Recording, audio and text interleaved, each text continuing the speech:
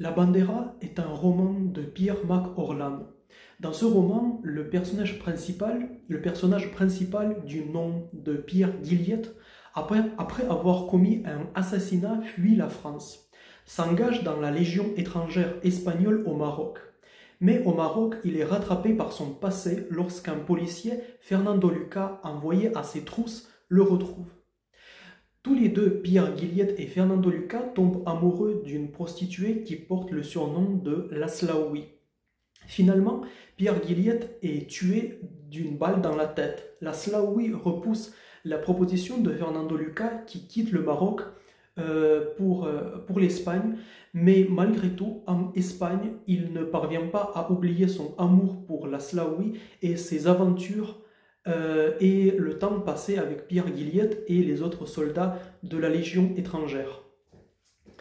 Voilà le résumé détaillé de ce livre. Un homme, Pierre Gilliatt, se réveille dans une chambre d'hôtel à Barcelone. Nous apprenons qu'il vient de fuir la France où, dans la ville de Rouen, il a commis un assassinat. Souhaitant voler l'argent d'une personne, il a tué sa victime, mais il s'est retrouvé sur le point d'être arrêté car, en fuyant son lieu de crime, il a été aperçu dans la rue par un groupe de fêtards ivres. Finalement, il est parvenu jusqu'à la frontière espagnole. Il a traversé la frontière, pris un train et a, comme on dit, atterri à Barcelone. Pierre Gilliatt est physiquement robuste, mais la seule chose à laquelle il est capable est d'être soldat. Après s'être lié d'amitié avec quelques personnes louches, après avoir connu la misère lorsqu'il était à deux doigts de crever de faim, et après s'être fait humilier par des inconnus qui se sont moqués de lui, ils l'ont attiré à eux en lui promettant de donner de la nourriture. Après bien des souffrances,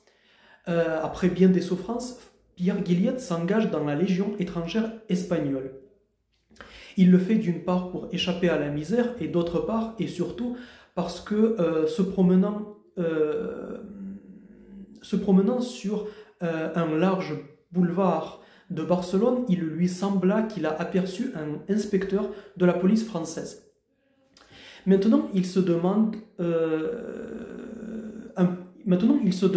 un policier français a-t-il suivi la trace de Gilliatt jusqu'à Barcelone? Peu importe, car maintenant Pierre Gilliatt est dans la Légion étrangère espagnole et il est envoyé au Maroc. Il est affecté à un camp de légionnaires qui se trouve dans la ville de Boudjelloud.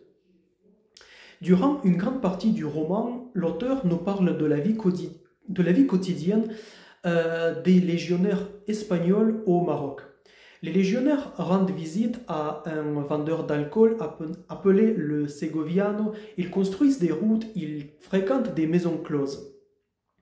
Dans l'une de ces maisons closes, Pierre Gilliatt rencontre l'amour de sa vie, une jeune et magnifique prostituée marocaine qu'on surnomme Laslaoui et qui en réalité s'appelle Aïcha. Cette maison close est tenue par une femme surnommée Blanche à Pain. Pierre Gilliatt fréquente cette maison close avec ses amis dont Marcel Mulot. Au Maroc, Pierre Gilliatt aperçoit et fait connaissance avec un légionnaire qui s'appelle Fernando Lucas.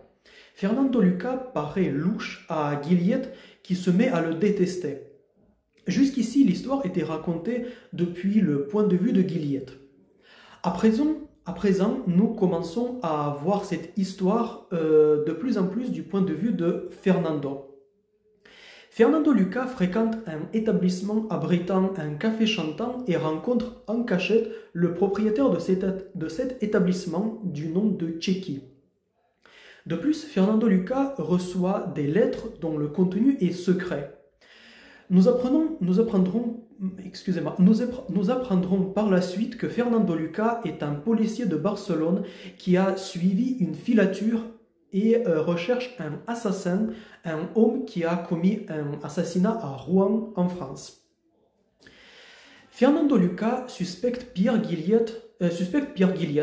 Les lettres que Fernando reçoit contiennent les ordres de ses supérieurs hiérarchiques de la police de Barcelone.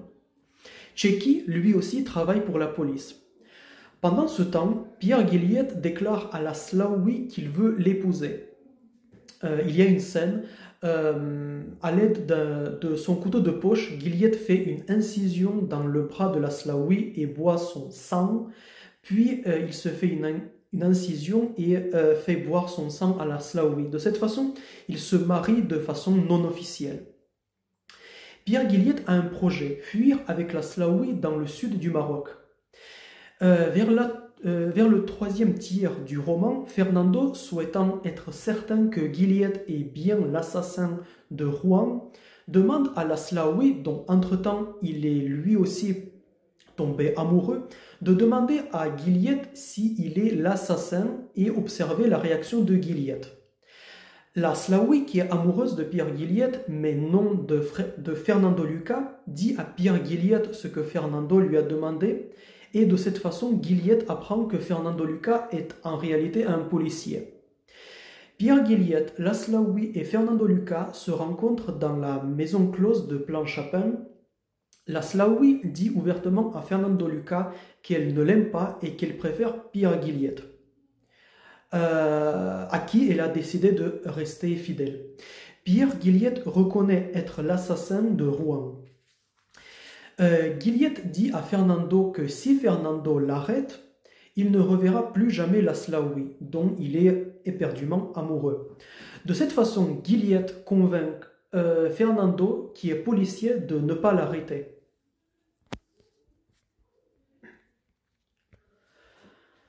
Alors, pendant plusieurs mois par la suite, Guilliette et Fernando continuent leur vie de soldats de la Légion étrangère. Tous les deux, ils montent en grade.